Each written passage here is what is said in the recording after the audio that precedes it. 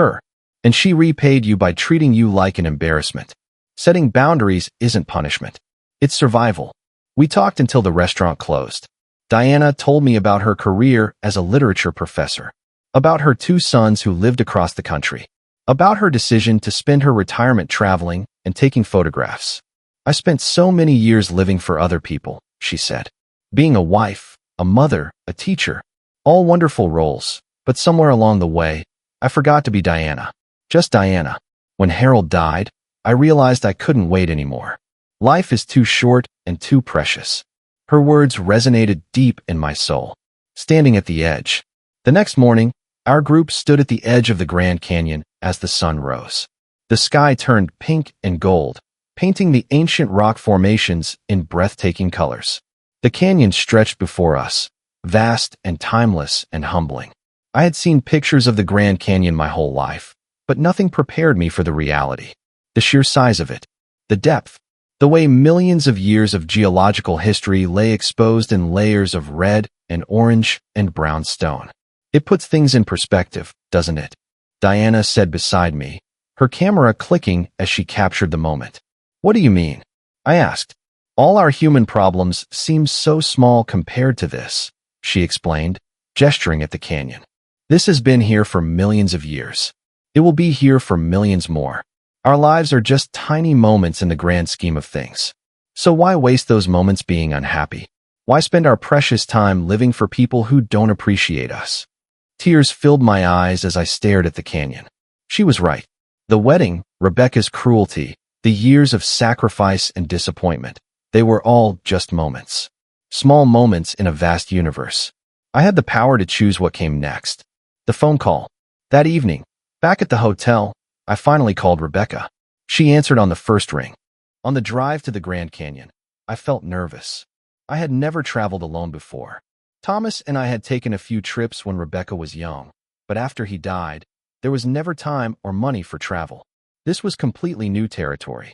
The tour group met at the hotel on the first evening. 15 people from all over the country, brought together by a love of natural beauty. I felt awkward at first, sitting alone at dinner while other people chatted in pairs or groups. Is this seat taken? A woman asked, gesturing to the empty chair across from me. Please, I said, grateful for the company. Her name was Diana. She was about my age, with short silver hair and warm brown eyes that crinkled when she smiled.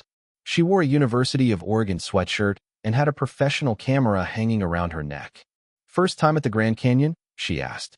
First time anywhere in a long time, I admitted. Me too, she said. Well, first time alone anyway. My husband and I used to travel together, but he passed away 3 years ago. Lung cancer. I finally decided I couldn't keep waiting for the perfect time or the perfect travel companion. So here I am. I'm sorry about your husband, I said. Thank you. What about you? What brings you here? Sharing my story. Something about Diana made me feel safe. Maybe it was her kind eyes. Maybe it was the fact that she was a stranger with no connection to my life. Whatever the reason, I found myself telling her everything. About Thomas dying young. About working 3 jobs. About raising Emma. About table 31. Diana listened without interrupting. When I finished, she reached across the table and squeezed my hand. Good for you, she said firmly. For leaving. For setting boundaries. For reclaiming your life. That takes real strength. Sometimes I wonder if I'm being selfish, I admitted. Selfish? Diana shook her head. No, self-care isn't selfish. You gave your daughter everything. You sacrificed your youth, your dreams, your he. I smiled. Good for you, sweetheart. I want you to know something, Emma said seriously. Jason and I are going to start hosting Sunday dinners once we're back from our honeymoon. At our new house. And you're invited. Not as an afterthought. Not at a reject table. As our honored guest. I would love that, I said, meaning it. And I want to see your paintings when you start your art class, she added. I want to hear about the Grand Canyon. I want to be part of your new life, Grandma. Not just have you be part of mine. After Emma left, I felt lighter.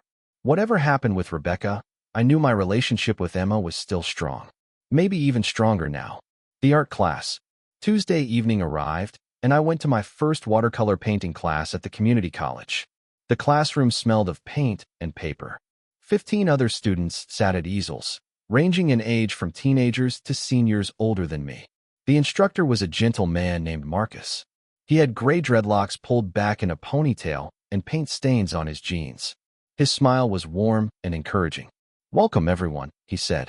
"This class isn't about creating perfect paintings. It's about rediscovering the joy of creation. It's about playing with color and letting go of judgment. Your only job is to enjoy the process." I picked up a brush for the first time in 40 years. My hand trembled slightly as I dipped it in water, then in blue paint. I touched the brush to paper and watched the colors spread and bloom. It was magic. For 2 hours, I lost myself in swirls of color. I painted a simple landscape, mountains and sky and water. It wasn't perfect. The proportions were wrong, and the colors bled together in unexpected ways. But it was mine, created by my hands, expressing something deep inside me that had been silent for too long. "Beautiful work," Marcus said, pausing by my easel. "I love how you let the colors flow together. That takes courage." Courage. I like that word. Meeting Diana. Tears welled up in Emma's eyes. "I need to tell you something. I knew about table 31 before the wedding. Mom showed me the seating chart. I saw where she put you, and I should have said something. I should have stood up for you. But I didn't want to cause problems before my wedding." She started crying harder. "I'm so sorry, Grandma. I was selfish. I let Mom treat you badly because I didn't want drama on my special day. What kind of granddaughter does that make me?" I moved to sit beside her and pulled her into my arms. "Oh, sweetheart, you were the bride. It wasn't your job to fix your mother's mistakes. But I love you," she sobbed into my shoulder. "You've always been there for me. When I was little, you were like a second mom. You taught me to bake cookies. You took me to the park every Saturday. You read me bedtime stories even when you were exhausted from work." "I remember," I said softly, stroking her hair like I used to when she was small. "Mom's changed over the years," Emma said, pulling back to look at me. "Ever since she married Michael, she's become so focused on image and status. Sometimes I don't even recognize her. Dad's family has all this money and these connections, and Mom wants to fit into that world so badly that she's forgotten where she came from." "Your mother is trying to build the life she wants," I said. "I can understand that, even if I don't agree with her methods. But she's hurting people to do it," Emma insisted. "She's hurting you. And that's not okay." A new understanding with Emma. We talked for over an hour. Emma told me about pressures from her mother to have the perfect wedding, how Rebecca had controlled every detail, from the flowers to the guest list, how Michael's parents had opinions about everything. "Mom wanted me to not invite Jason's aunt because she's different," Emma confided. "She has tattoos and dyed purple hair. Mom said she wouldn't photograph well. Can you believe that? I invited her anyway. She's family." Rebecca's mouth fell open.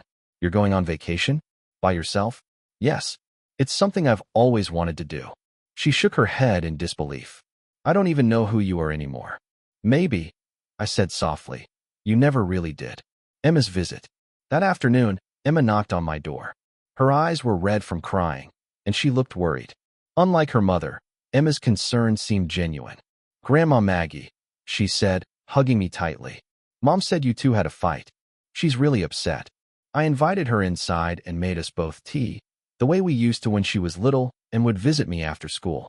"Your mother and I had a difficult conversation," I said carefully. "But it's between us. It has nothing to do with you or how much I love you." Emma wrapped her hands around her tea mug. "But you left the wedding without saying goodbye. I looked everywhere for you after the cake cutting. Did I do something wrong?" My heart broke a little. Sweet Emma, always thinking she was responsible for adult problems. "No, sweetheart," I assured her. "You did nothing wrong. The wedding was beautiful, and I'm so happy for you and Jason. I just wasn't feeling well and thought it was better to leave quietly rather than make a fuss." She didn't look convinced. "Mom said you're taking art classes and going on vacation. She made it sound like you're running away from us." "I'm not running away," I explained. "I'm running towards something. For a long time, I've put my own life on hold.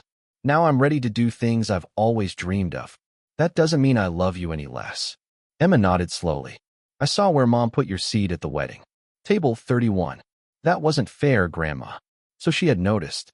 "Your mother had her reasons," I said, trying to keep my voice neutral.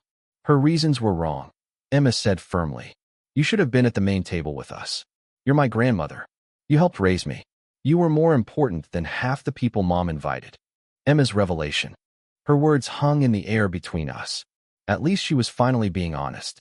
What do you want from me, Mom? She asked, her voice breaking slightly. I had thought about this question for 3 days. I knew exactly what I wanted. I want you to understand that I'm not going to be treated this way anymore, I said. I'm not going to be available whenever you call. I'm not going to rearrange my life around yours. I'm not going to accept being treated as less than I deserve. Rebecca stared at me. So what? You're punishing me. No, I said. I'm respecting myself. There's a difference. For years, I put you first. I sacrificed my dreams, my time, my money, everything for you. And I was happy to do it because I loved you. But love should be mutual, Rebecca. It should involve respect and consideration. I deserve better than table 31. This is crazy, she said, shaking her head. You're acting like I committed some terrible crime. It was just a seating arrangement. It wasn't just about the seat, I said quietly. It was about everything that seat represented. Years of being pushed aside. Years of being made to feel like I wasn't good enough.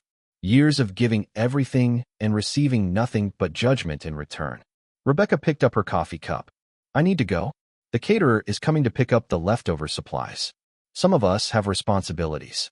The dig was obvious, but it didn't hurt like she intended. I was done letting her words wound me. Before you go, I said, you should know that things are going to change. I won't be available to watch Emma's cat anymore on Tuesday evenings. I have an art class then. Art class? Rebecca looked shocked. Yes, I'm taking watercolor painting. I used to love art before I gave it up to work 3 jobs. But you always watch Mittens on Tuesdays when Emma and I go to the spa. You'll need to find other arrangements, I said. I'm also going to the Grand Canyon next month, so I won't be available for 2 weeks. You told Lisa that I would embarrass you with my stories about working 3 jobs. I continued, my voice steady even though my heart was pounding. Those jobs I worked to put you through Preston University after your father died. Those jobs that ruined my back and stole my sleep so you could have your dreams. Mom, she started. You told the photographer to keep me out of the main album. I interrupted. You called my dress cheap. You treated me like an obligation instead of your mother. Rebecca's face flushed red. You were eavesdropping. I was walking back from the bathroom and happened to hear my name. Should I have announced myself so you could pretend you weren't talking about me like I was garbage? Rebecca's weak defense. Rebecca set her coffee cup on the porch railing. Her hands were shaking slightly. You don't understand the pressure I'm under. Michael's parents paid for that wedding. They have expectations. They know important people. Everything had to be perfect. And I ruined that perfection just by existing? I asked. That's not what I meant, she said, but her eyes told a different story. What did you mean then, Rebecca? Explain it to me. Explain why your mother, who raised you alone after your father died, who sacrificed everything for you, deserved to be hidden in the back corner like a shameful secret. She looked away. It's complicated. No, I said firmly. It's actually very simple. You were ashamed of me. You thought I wasn't good enough for your new life with Michael and his rich parents. So you invited me out of obligation, stuck me where no one would see me, and hoped I would just sit quietly and not cause any trouble. Fine. Rebecca's voice rose. Yes, I was worried about how you would look to Michael's parents. I was worried you would talk about money problems or tell embarrassing stories. I worked hard to build this life, and I needed everything to be perfect. Is that so wrong? The line in the sand. Don't forget to like and subscribe to Twisted Heartstrings for more captivating stories. Hit that notification bell so you never miss an episode. Bell Red Heart B2 Part 2, The Transformation. The morning after, setting boundaries. 3 days passed before Rebecca showed up at my door. I had ignored 12 phone calls and 8 text messages. Each message grew more frustrated than the last. Mom, why aren't you answering? This is ridiculous. Call me back. People are asking questions. You're making this awkward. Not once did she ask if I was okay. Not once did she apologize. She only cared about how my absence looked to others. When the doorbell rang that Wednesday morning, I knew it was her. Through the peephole, I saw Rebecca standing on my porch. She wore designer sunglasses and held a coffee cup from that expensive cafe downtown. She looked annoyed, not concerned.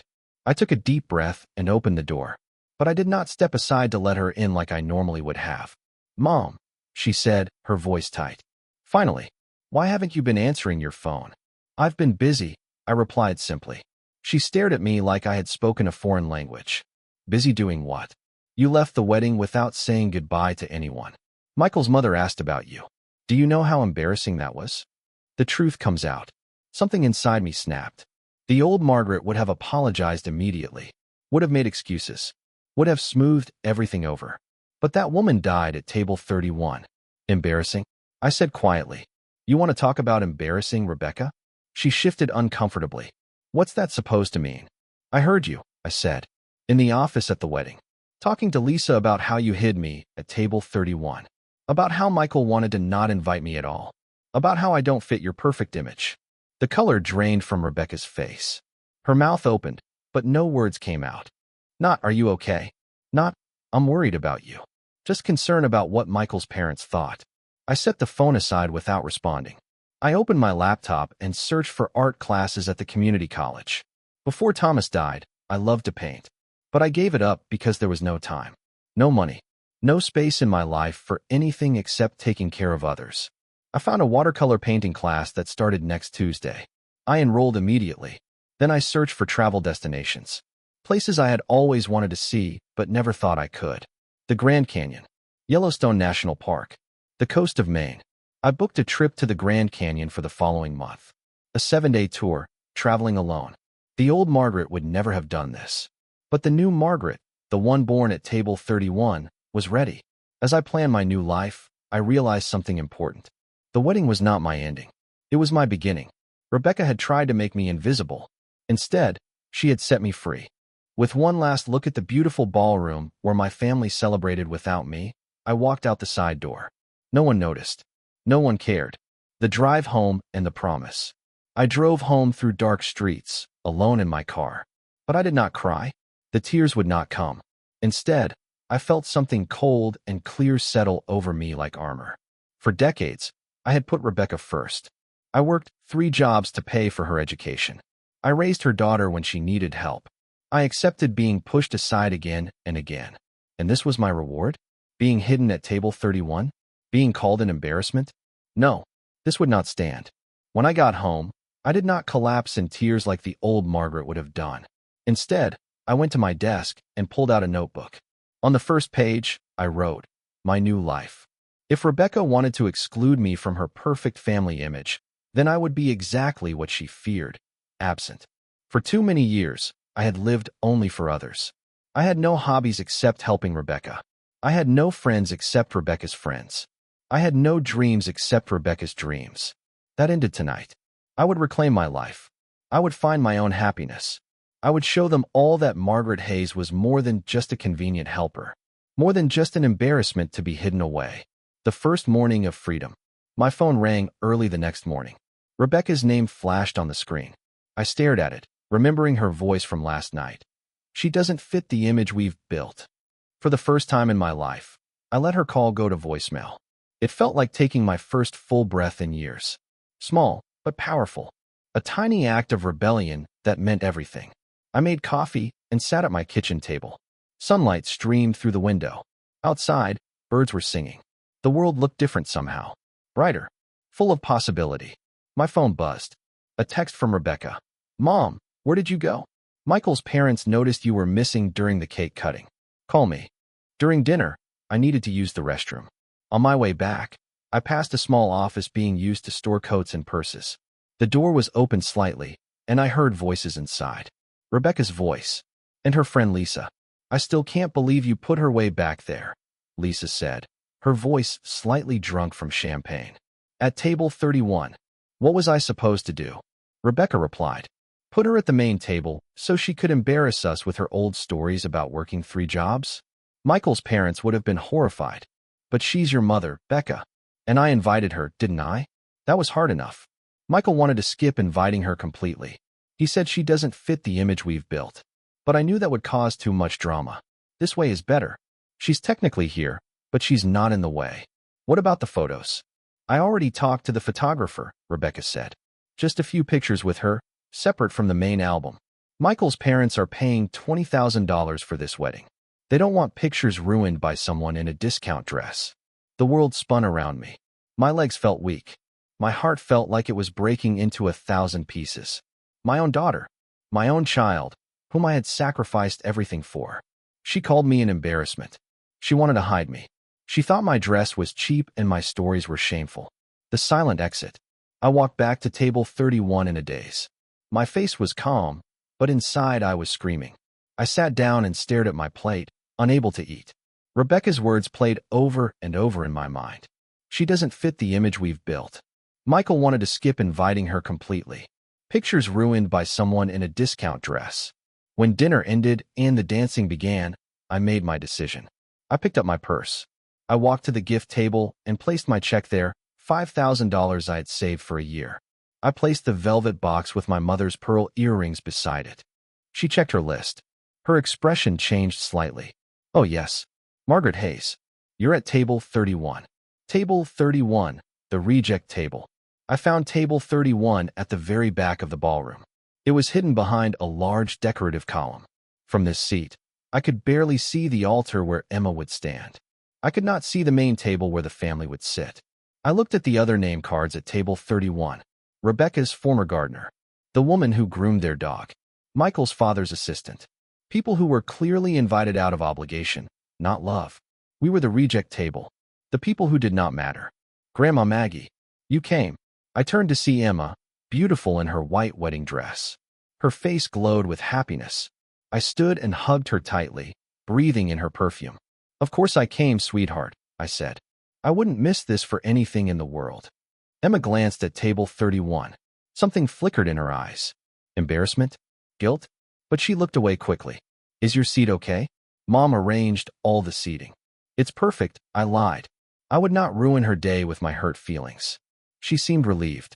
I have to go take pictures. See you later, Grandma. I watched her walk away, her dress trailing behind her like a cloud. The hours of invisibility. The wedding ceremony was beautiful, but from table 31, I could barely see. I heard Emma's voice saying her vows, but I could not see her face. I heard the guests laughing and cheering, but I felt completely alone.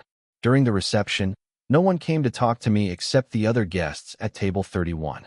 We made polite conversation, all of us knowing we were the unwanted ones. From my hidden seat, I watched Rebecca moving through the crowd. She looked stunning in her mother-of-the-bride dress, smiling and posing for pictures. Michael followed her, proud in his expensive suit. They never looked my way. Not once. The conversation that changed everything. Last year, there was a family portrait session that I was not invited to. We did it early, Rebecca explained. Michael had a meeting later. Each time, I accepted the excuse. Each time, I pushed down the hurt.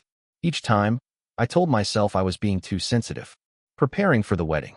When Emma's wedding invitation finally arrived, I decided to make everything perfect. I would show Rebecca and Michael that I belonged at this wedding, that I was not an embarrassment. I saved money for 6 months to buy a new dress. I found a beautiful blue gown that matched the wedding colors Emma had posted about online. I had my hair styled at an expensive salon. I even bought new shoes that hurt my feet but looked elegant. I also prepared a special gift. My mother had left me a set of pearl earrings when she died. They were valuable, but more than that, they were precious family history. I had them cleaned and placed in a beautiful velvet box for Emma. I also wrote a check for $5,000. It was most of my savings, but I wanted to give Emma a good start in her marriage. I wanted to show how much I loved her. The wedding day arrives. The wedding was at the Grand Rose Hotel, the most expensive venue in the city. When I arrived, my breath caught in my throat. The ballroom was transformed into a fairy tale. White roses hung from the ceiling. Crystal chandeliers cast rainbows across the room. String lights twinkled like stars. This was the wedding Emma had always dreamed of. Rebecca had made sure everything was perfect. I walked to the table where guests were finding their seat assignments. Small cards with names were arranged alphabetically on a beautiful display. I searched for my name. Hamilton. Harris. Henderson. No Hayes. I went through the cards again, more carefully. Still nothing. Excuse me, I said to one of the wedding coordinators, a young woman with a clipboard. I can't find my name card. I moved into a small apartment near them. I picked up Emma from daycare every day. I kept her overnight when Michael had business dinners. I sang her lullabies. I kissed her scraped knees. I read her bedtime stories until her eyes closed. For 3 years, I was Emma's second mother. We baked cookies together. We went to the park. We watched cartoons on Saturday mornings. She called me Grandma Maggie, and those words filled my heart with joy. Then Michael's career took off. They bought a big house in Riverside Heights, the expensive neighborhood. We hired a nanny, Rebecca told me over lunch. She has a degree in child development. Oh, I said, trying to smile. That's wonderful. You've done so much, Mom, Rebecca added. It's time you got your life back. But Emma was my life. Being separated from her felt like losing a piece of my soul. Still, I stepped back. I returned to teaching full-time. I saw Emma on scheduled weekend visits, watching from a distance as Rebecca and Michael climbed higher and higher in society. The pattern of exclusion. Looking back now, I can see the pattern clearly. It started small. So small I told myself I was imagining things. There was the Christmas when Emma was 8. I had spent months knitting her a blanket with characters from her favorite book. When she opened it, her face lit up. Look, Mommy. Grandma made Princess Luna. Rebecca smiled tightly. That's nice, dear. Now open Daddy's gift. It was a dollhouse taller than Emma, with working lights and tiny furniture. My blanket was forgotten in minutes. Then there was Emma's high school graduation party. I found out about it from a neighbor who saw the invitation at Rebecca's house. When I asked Rebecca about it, she said, "Oh, Mom, it's just a small thing.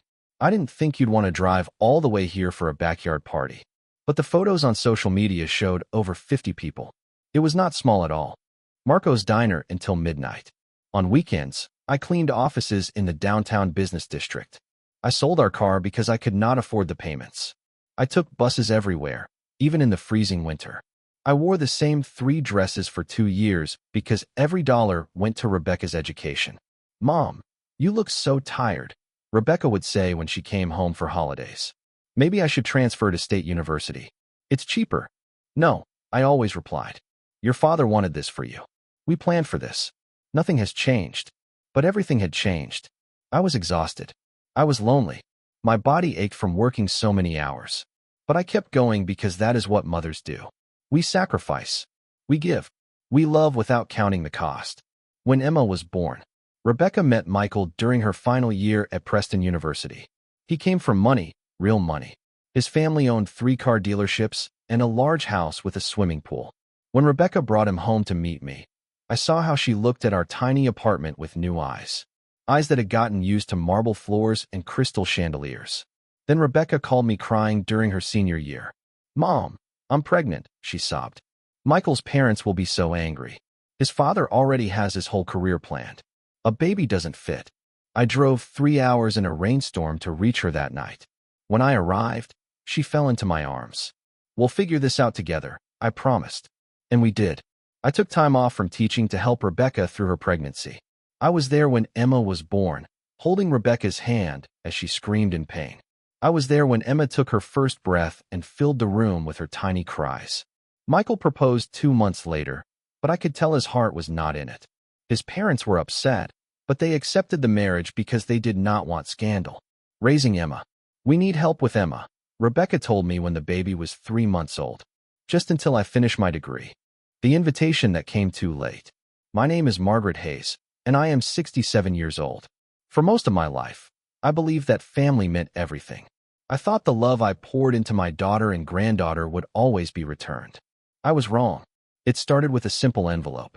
My granddaughter Emma's wedding invitation arrived on a Tuesday afternoon, 3 weeks after everyone else had received theirs. I knew this because I had seen the beautiful invitations on Emma's social media. Her friends were posting pictures, excited about the spring wedding. When I opened my envelope, my hands were shaking with joy. Finally, it had arrived. But as I looked closer, something felt wrong. The invitation was plain. No handwritten note like the others I had seen online. No personal message from Emma. Just my name printed in simple black letters. Still, I pushed away my doubts. This was my granddaughter's wedding. Of course I would be there. Of course I was wanted. Memories of sacrifice. That night, I sat in my small apartment surrounded by photographs. Pictures of my daughter, Rebecca, growing up. Pictures of Emma as a baby, as a child, as a young woman. Each photo reminded me of everything I had given. My husband Thomas died when Rebecca was only 17 years old. One morning he kissed me goodbye, and by afternoon he was gone. A heart attack at the factory where he worked. No warning. No chance to say goodbye. I was left alone with a teenage daughter and very little money. Thomas had a small life insurance policy, but it was not enough. Rebecca had dreams of attending Preston University, an expensive private school. Thomas and I had promised her we would make it happen. After he died, that promise became mine alone. The years of working 3 jobs. I worked 3 jobs to keep Rebecca in that university. During the day, I taught kindergarten at Public School 42. In the evenings, I waited tables at